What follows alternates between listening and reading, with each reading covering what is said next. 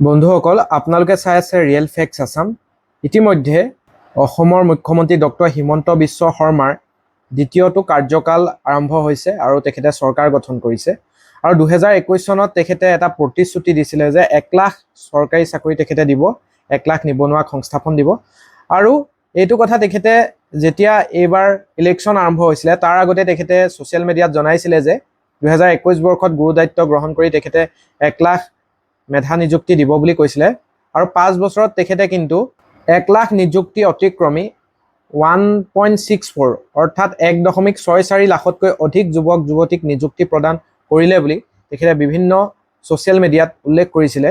আৰু নিৰ্বাচনৰ ঠিক আগে আগে তেখেতে কিন্তু এটা অতি ডাঙৰ ঘোষণা কৰিছিলে যে NDA চৰকাৰ যদি তৃতীয়বাৰৰ কাৰণে আহে আৰু তেখেতে যদি দ্বিতীয়বাৰৰ বাবে মুখ্যমন্ত্ৰী দায়িত্ব পালন কৰে বা ডক্টৰ হিমন্ত বিশ্ব শৰ্মা ডাঙৰীয়াৰ চৰকাৰ হয়, তেতিয়া তেখেতে 5 বছৰৰ ভিতৰত 2 লাখ চৰকাৰী চাকৰিৰ লগতে 10 লাখ যুৱ উদ্যোগীক 5 লাখ টকাকৈ সহায়ৰ বা বিত্তীয় সাহায্য তেখেতে আগবঢ়াম বুলি ঘোষণা কৰিছিলে। আৰু এইটো আপোনালোকক দেখাই দিছোঁ, 2 এপ্ৰিল তাৰিখে তেখেতে ছ'চিয়েল মিডিয়াত জনাইছিলে, সোণালী ভৱিষ্যতৰ বাবে অকল চাকৰিয়ে নহয়, যুৱ উদ্যোগীলৈ নতুন সম্ভাৱনাৰ দুৱাৰ মুকলি কৰাও পণ আমাৰ। 2 লাখ চৰকাৰী চাকৰিৰ লগতে 10 লাখ যুৱ উদ্যোগীক 5 লাখ টকালৈকে সহায়েৰে অহা 5 বছৰত আমি নতুন অসমক নতুন গতি প্ৰদান কৰিম। আৰু এইটো এটা সংকল্প লৈছিলে। আৰু এই সংকল্পটো পূৰণৰ প্ৰথম খোজ হিচাপে যিহেতু হিমন্ত বিশ্ব শৰ্মা ডাঙৰীয়াৰ নেতৃত্বত NDA তৃতীয়বাৰৰ কাৰণে অসমত চৰকাৰ গঠন কৰিছে আৰু তেওঁলোকে ইতিমধ্যে কেবিনেট বৈঠকখনো আজি এইখন চৰকাৰৰ প্ৰথমখন কেবিনেট বৈঠক অনুষ্ঠিত কৰি কিন্তু বিভিন্ন যিসমূহ তেওঁলোকে সংকল্প ৰাখিছিলে তাৰ ভিতৰত এটা সংকল্প হিচাপে তেখেতলোকে আজি এটা বিশেষ সিদ্ধান্ত অনুমোদন জনাইছে। সেইটো হৈছে চৰকাৰী নিযুক্তিৰ বাবে বিশেষ টাস্ক ফ'ৰ্চ, অৰ্থাৎ ৰাজ্যৰ বিভিন্ন বিভাগ আৰু ৰাজহুৱা প্ৰতিষ্ঠানত পৰ্যায়ক্ৰমে নিযুক্তিৰ লক্ষ্যৰে 2 লাখ চৰকাৰী পদ চিনাক্ত কৰিবলৈ অসমৰ মুখ্য সচিবৰ নেতৃত্বত এখন বিশেষ টাস্ক ফ'ৰ্চ গঠনৰ সিদ্ধান্ত লোৱা হৈছে। আৰু এটা সময় নিৰ্ধাৰণ কৰি দিয়া হৈছে, 3-4 মাহৰ ভিতৰত তেওঁলোকে বিভিন্ন বিভাগৰ লগত মুখ্য সচিবে যোগাযোগ কৰি এই কথা নিশ্চিত কৰিব লাগিব যে কোনটো বিভাগত কিমান পদ খালী আছে আৰু কিমানখিনি পদ প্ৰতিটো বিভাগত দিব পাৰিব। আৰু ইয়াৰ আগতে ইতিমধ্যে যেতিয়া 4500 LP UP শিক্ষকৰ ক্ষেত্ৰত নিযুক্তি প্ৰদান কৰা হৈছিলে তেতিয়াই কিন্তু কোৱা হৈছিলে যে শিক্ষা বিভাগত LP UP GT PGTকে ধৰি বা বিভিন্ন উচ্চ আমাৰ শিক্ষাৰ যিসমূহ পদ আছে প্ৰায় 60,000 পদ কিন্তু কেৱল শিক্ষা বিভাগতে খালী আছে। গতিকে যিসকলে আপোনালোকে BEd DLEd CTET LP UP এইবিলাক পাছ কৰি আছে তেওঁলোকৰ বাবে কিন্তু আহি আছে এটা সুবৰ্ণ সুযোগ। আৰু বহুতে ভাবিব যে ইলেকশ্যনৰ সময়তহে অৰ্থাৎ পুনৰ 4 বছৰমান যোৱাৰ পিছতহে নিযুক্তিসমূহ দিবগৈ, তেনেকুৱা কেতিয়াও নকৰে। এই বৰ্ষৰ শেষলৈকে আপোনালোকে কিন্তু কিছুমান চাকৰিৰ বাবে এডভাৰটাইজমেণ্ট ওলোৱা দেখিবলৈ পাব। বিশেষকৈ শিক্ষাৰ ক্ষেত্ৰত LP আৰু UP প্ৰতি বছৰে নিযুক্তি দিয়াৰ এটা প্ৰৱণতা গত বছৰকেইটাত দেখা গৈছে। গতিকে এই বৰ্ষটো 2026 বৰ্ষৰ শেষলৈ কিন্তু এটা বিজ্ঞাপন অহাৰ সম্ভাৱনা আছে। আৰু য'ত আপোনালোকে 2025 বৰ্ষত DLEd BEd আপোনালোকৰ কমপ্লিট হ'ল, CTET LP UP আপোনালোকে ক্লিয়াৰ কৰি ৰাখিছে। গতিকে আপোনালোকে 2027 চনৰ প্ৰথম ছমাহৰ ভিতৰত কিন্তু আপোনালোকে নিযুক্তি পাবলৈ সক্ষম হ'ব যদিহে কাট অফ মাৰ্কছৰ বা এটা আপোনালোকে নিৰ্ণায়ক মাৰ্কছ লাভ কৰিবলৈ সক্ষম হৈছে।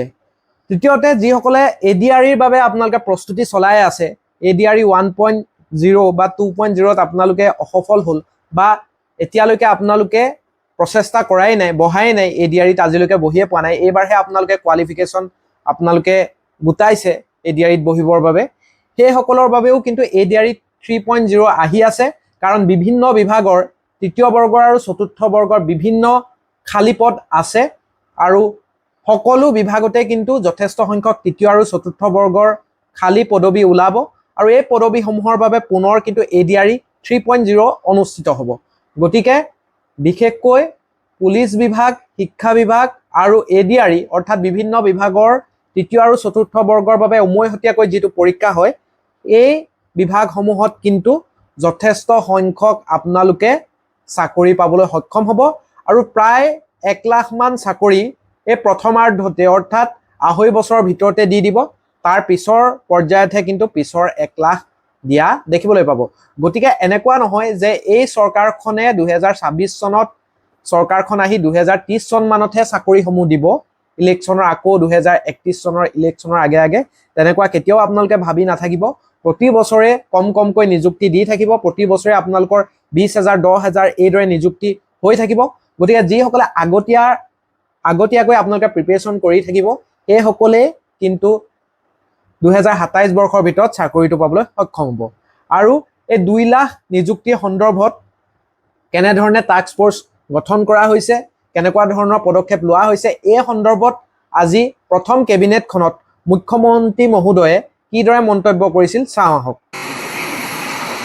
তৃতীয়তে আজি আমাৰ কেবিনেটে 2 লাখ চৰকাৰী চাকৰি আমি কি ধৰণে কেনেকৈ দিব পাৰিম এই বিষয়ে সিদ্ধান্ত ল'বৰ কাৰণে মুখ্য সচিবৰ অধীনত এটা টাস্ক ফ'ৰ্চ গঠন কৰি দিছে আৰু 3 মাহৰ ভিতৰত এই টাস্ক ফ'ৰ্চে ৰিপৰ্ট দিব যে কেনেকৈ অহা 5 বছৰত আমি 2 লাখ চৰকাৰী চাকৰি দিব পাৰোঁ।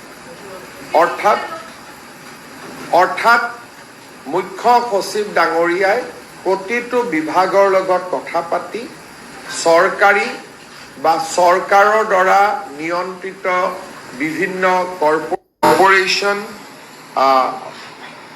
আমাৰ বিশ্ববিদ্যালয়, 6 শিডিউলৰ কাউন্সিল, এই গোটেইবিলাকত মিলি অহা 5 বছৰত আমি কেনেকৈ 2 লাখ যুৱক যুৱতীক চৰকাৰী চাকৰি দিব পাৰোঁ তাৰ বিষয়ে প্ৰতিবেদন এখন দিবৰ কাৰণে মুখ্য সচিব ডাঙৰীয়াৰ অধীনত এটা টাস্ক ফ'ৰ্চ গঠন কৰি দিছে, যাতে আমি আমাৰ যিটো অসমৰ যুৱক যুৱতীসকলকে যি প্ৰতিশ্ৰুতি আছিল তাক যাতে আমি ৰাখিব পাৰোঁ বা তাক যাতে আমি পালন কৰিব পাৰোঁ। গতিকে আপোনালোকে দেখিলে যে ডক্টৰ হিমন্ত বিশ্ব শৰ্মা ডাঙৰীয়াৰ নতুন চৰকাৰৰ আজি প্ৰথমখন কেবিনেটতেই যিহেতু চৰকাৰী নিযুক্তি যি 2 লাখ নিযুক্তি দিয়া হ'ব বুলি NDA চৰকাৰে সংকল্প লৈছিলে, এই বিষয়টোৱে যিহেতু স্থান পাইছে আৰু বিশেষ টাস্ক ফ'ৰ্চো গঠন কৰি দিয়া হৈছে। গতিকে স্বাভাৱিকতে এই নিউজটোৱে বা এই খবৰটোৱে, এই সিদ্ধান্তটোৱে লাখ লাখ যুৱক যুৱতীলৈ, লাখ লাখ নিবনুৱালৈ আশাৰ ৰেঙনি কঢ়িয়াই আনিছে। আপোনালোকে যিসকলে ব্যৰ্থ হৈছিলে, বিফল হৈছিলে, পুনৰ চেষ্টা অব্যাহত ৰাখক। এই ছমাহ আপোনালোকৰ বাবে সোণালী সময়, তেতিয়াহে কিন্তু আপোনালোকে আশাব্যঞ্জক ফলাফল লাভ কৰিব পাৰিব।